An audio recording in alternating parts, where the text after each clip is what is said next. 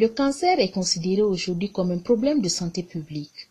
Deuxième cause de mortalité dans le monde selon les estimations de l'Organisation mondiale de la santé OMS, le cancer cause plus de victimes dans les pays en voie de développement par insuffisance de moyens de lutte. Au Burkina Faso, des structures privées se mobilisent aux côtés du gouvernement pour venir à bout de cette maladie. Dans la foulée d'Octobre Rose, mois consacré à la lutte contre le cancer, nous avons rendu visite à l'association des femmes atteintes affectées par le cancer AFAC basée à Ouagadougou. Un séjour qui nous a permis de vivre le quotidien de ces femmes souffrantes, mais qui néanmoins nourrissent de l'espoir face à un mal qui tue à petit feu. À partir de l'idée de deux malades atteintes, sur proposition d'un attaché de santé, il m'a approché pour que nous essayions de créer l'association avec sa femme. Et ce qui a été fait. L'association existe depuis 2014. Elle comptait plus de 50 membres. L'association est réduite à cause des décès que nous avons eus au sein de l'association. Nous sommes présentement à 14 décès. Au moins 96% de malades et 8% de personnes affectées. Tous les 96% sont des malades. Il y a le cancer du sein, il y a le cancer de l'utérus. L'idée de l'association, je l'ai eue à la suite du cancer de mon épouse en 2013. Après sa maladie, après la première étape de traitement qui était la chimiothérapie, avant même qu'elle ne parte pour la radiothérapie au Ghana, j'en ai discuté avec l'actuelle présidente qui est elle aussi une malade guérie en tout cas du cancer, du sein aussi. Et paradoxalement, c'est le même sein, et le sein droit. Et donc après ça, quand j'ai discuté avec elle, on a trouvé que l'idée était bonne de créer une association de femmes affectées ou atteintes du cancer, que ce soit le cancer du sein ou le cancer de l'utérus. Et donc après le retour de ma femme du Ghana, elles ont réfléchi ensemble et on a pensé qu'il était bon effectivement de mettre en place l'association. Et c'est comme ça que l'association a été mise en place. Et très rapidement, certaines personnes atteintes effectivement ou affectées par le cancer ont adhéré à l'association. Nous menons des activités de sensibilisation, de dépistage et en compagnie avec le soutien des médecins et des soignants. Ces femmes vivent la douleur dans leur chair et sont confrontées à un traitement très coûteux. Je suis une personne affectée parce qu'il y a ma maman qui est décédée du cancer. Elle a beaucoup souffert. Premièrement, ça a commencé en 2009. Elle a fait l'intervention. Après l'intervention, elle a fait la chimiothérapie.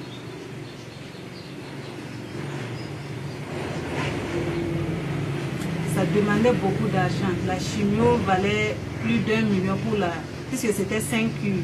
Le docteur nous a demandé de faire 5 cures. Premièrement, après les 5 cures là, il fallait faire des examens chaque 2 mois. Il suffit d'aller voir le docteur, il va vous donner un bulletin d'aller faire les examens.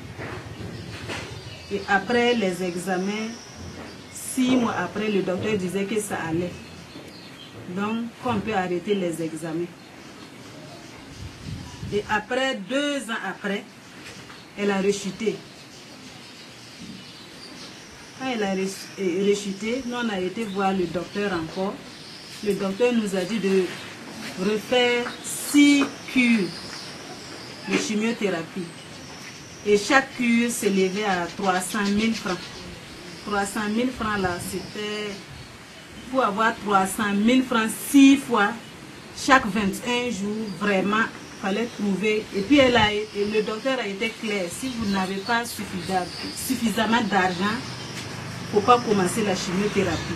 Dans le cas de cette maladie, c'est un peu difficile parce qu'il y a la douleur, il y a, si vous voulez, la façon dont la maladie se complique, évolue. Ce n'est pas facile, mais de toutes les façons, on est habilité à faire face. Il y a des gens qui meurent tous les jours, donc on ne va pas en faire un drame. Il faut l'accepter, analyser et prier pour que les autres femmes ne puissent pas faire le cancer parce que c'est vraiment difficile.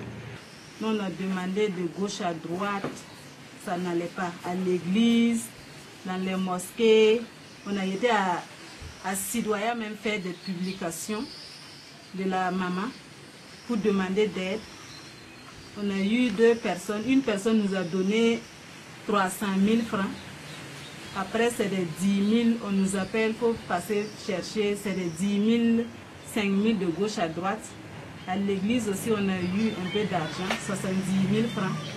Et moi, j'ai pris un prêt de 900 000 francs complété. On a pu faire la chimiothérapie.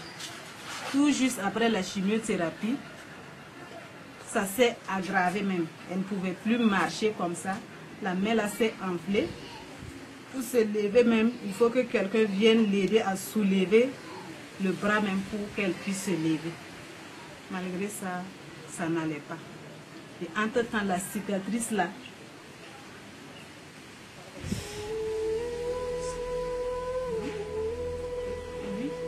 c'est devenu une plaie. Et entre-temps même, il y a des vers même qui sortaient. On pouvait même... Puisque les pansements, ça se fait chaque matin et chaque soir. Si on fait le pansement le matin, le soir, si on ne fait pas le pansement là, le lendemain matin, si vous enlevez la bande là, c'est des vers seulement qui sortent. Ça a commencé en 2009, elle est décédée en 2014. Elle est décédée le 21 mars 2014. Et moi, je trouvais que le décès là même, ça valait mieux que la souffrance. Le jour de son décès là même, entre-temps même, nous on priait. Il y a une sœur qui venait prier avec nous chaque soir. Que la seule chose maintenant, c'est de demander... On ne peut pas dire à une personne de mourir, mais vraiment, nous on trouvait que la mort même, ça valait mieux que sa souffrance. Elle ne pouvait même plus dormir. 24 heures sur 24 heures, elle est assise. Tu te couches, tu te réveilles, tu la vois toujours assise. Elle n'avait même plus le sommeil. Mais elle avait toujours l'espoir de vivre. À chaque fois, c'est « Oh Seigneur, quand est-ce que je vais avoir la santé ?» C'est ces paroles comme ça. « Seigneur, quand est-ce que vous allez m'accorder la santé ?» C'est suite à une visite de routine auprès de Madame Bibiane Koné, gynécologue, obstétricienne, qu'elle m'a demandé si j'avais déjà fait une mammographie. J'ai répondu non et elle m'a dit qu'il faudrait la faire. Et quand j'ai fait la mammographie, elle a découvert un nodule dans mon sein. Et elle m'a demandé de faire une biopsie pour voir si c'était malin ou bénin, si c'était un cancer ou pas. Alors j'ai été faire la biopsie auprès de Sandoff, chez le docteur Soudré, qui a dit que c'était malin. Et je suis repartie la voir et elle m'a dit, bien, comme il en est ainsi, on peut bien essayer ici, mais je vous recommande, si vous avez des amis en Europe, d'aller le faire là-bas, parce que le plateau est plus fourni là-bas. On peut tout faire, mais ici, c'est pas encore bien. Donc, je me suis débrouillée pour aller rejoindre une de mes soeurs en France. Et là-bas, ils ont repris tous les examens. Et ils ont décidé de m'opérer, de retirer le nodule. Sinon, ce n'est pas un mal particulier qui m'a amené à aller voir pour ce sein-là. Donc là-bas, en regardant le nodule, ils ont dit, bon, c'est le début. Il faisait 1,8 cm. Ils ont dit à moins de 2 cm, on pouvait toujours faire des radiothérapies et non pas de chimie. Et c'est là qu'ils m'ont opéré. Quand ils m'ont opéré, je suis rentrée chez moi à Ouaga. Et puis, quelque temps après, ils m'ont programmé pour revenir pour la chimie. Quand je suis rentrée, je suis repartie voir le docteur. Il se trouve que le sein avait été engorgé de sang. Quand je lui ai dit que le sein me faisait mal et tout, elle m'a dit non, il n'y a rien, J'ai dit si, il y a quelque chose. Donc, elle a essayé de faire une ponction et on a retiré tout le sang. Et quand je suis allée en France, ils m'ont fait 30 séances de radiothérapie. Et au bout de 15 séances, mon sein était devenu tout noir et presque purulent parce que les rayons, c'est des petites brûlures. La séance dure à peine 1 minute. On ne sent rien, mais au fil du temps, on sent que le sein devient presque une plaie. Et là, ils ont arrêté au bout de 15 séances et ils m'ont dit d'aller me reposer 1 semaine en y mettant de la biafine pour guérir les blessures qui étaient sur le sang. Et c'est après ça que j'ai fait les 15 autres thérapies. Et puis je suis rentrée chez moi. Je crois que je suis guérie. Et c'était en 2000 que ça a commencé. Voilà comment je me suis retrouvée là et je me suis dit, même si je ne suis pas malade, je peux m'associer à ceux qui sont malades ou qui ont des parents malades pour les aider. Parce que ce n'est pas une maladie qu'il faut souhaiter même à son ennemi. Parce que c'est une maladie silencieuse. Vous n'avez pas mal, vous n'avez rien, et puis petit à petit, c'est foutu. C'est vraiment très difficile.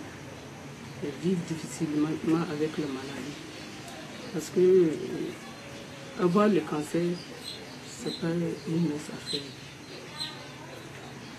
Ça demande beaucoup de moyens. Et la douleur est insoutenable.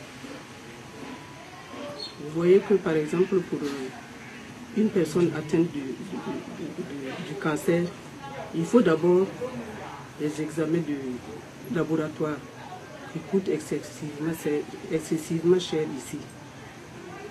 Après les examens de laboratoire, souvent, il faut faire recours à une intervention. L'intervention va de 375 à 600 000 selon les cliniques. Vous voyez que ce n'est pas facile. Il faut aussi faire la chimiothérapie après cette intervention. La chimie va de 3 à 6 doses selon le degré de la maladie. Au premier degré, on peut aller à une chimie de 3 à 5 doses. Et des fois, une seule chimio fait plus de 200 et quelques mille. 200 pour 6 doses, ça fait plus d'1 million. Ces malades vraiment souffrent beaucoup parce que on a souvent affaire à des malades qui n'ont aucun moyen. Et nous, en tant qu'association, ce que nous pouvons faire, c'est souvent les accompagner et à des demandes d'aide. Si nous arrivons à l'avoir, nous les accompagnons. Dans le cas contraire, le malade ne s'en sort pas. On peut le supporter seulement moralement. Parce que l'association aussi est jeune et nous n'avons pas de soutien en tant que tel.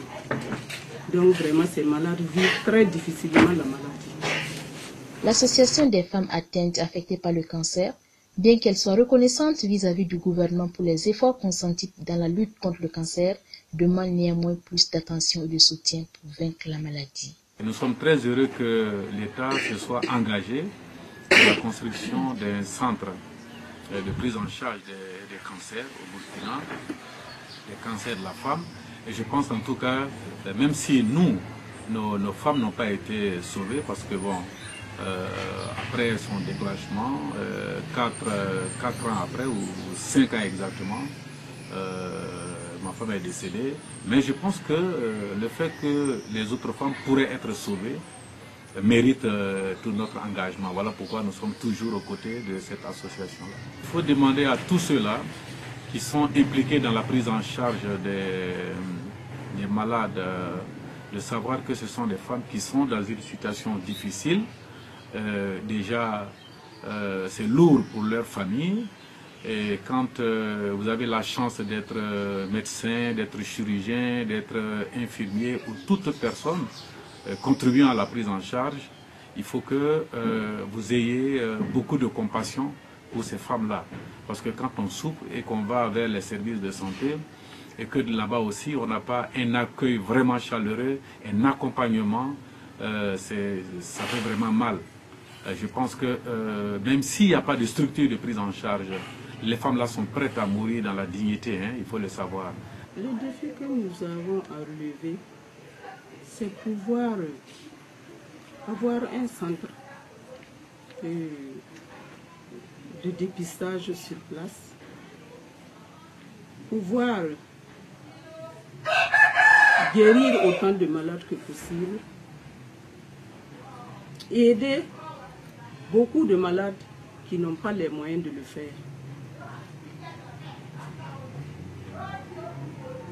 Nous demandons vraiment à nos autorités de se pencher vers les associations de lutte contre le cancer. Les associations ont la bonne volonté, mais il manque de moyens pour vraiment avancer dans leur travail. Nous ne pouvons pas, actuellement nous ne pouvons même pas aller rien que dans les secteurs de Ouagadougou pour faire la sensibilisation. Au début, le ministère nous accompagnait par les évacuations sanitaires. Et depuis 2015 pratiquement, que les dernières évacuations sanitaires ont pu se faire. Après cela, nous n'avons pas eu d'accompagnement du ministère. Nous n'avons pas encore été approchés par le ministère pour nous demander nos besoins. Et c'est déplorable parce que nous, en tant qu'association, nous accompagnons le ministère de la Santé. Donc c'est leur devoir aussi de se tourner vers nous pour nous accompagner et nous aider à pouvoir avancer. Vous voyez par exemple, nous avons envie de faire la sensibilisation par exemple dans les provinces. Mais cela est impossible parce que nous n'avons aucun moyen de le faire.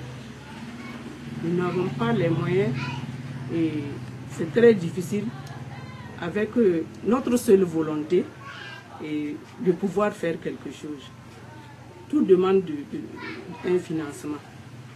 Et nous n'avons pas de financement, nous n'avons pas de partenaires financiers et nous n'avons pas de subventions au niveau de notre ministère. Donc vraiment c'est très difficile pour nous. Tous mobilisés, nous vaincrons le cancer.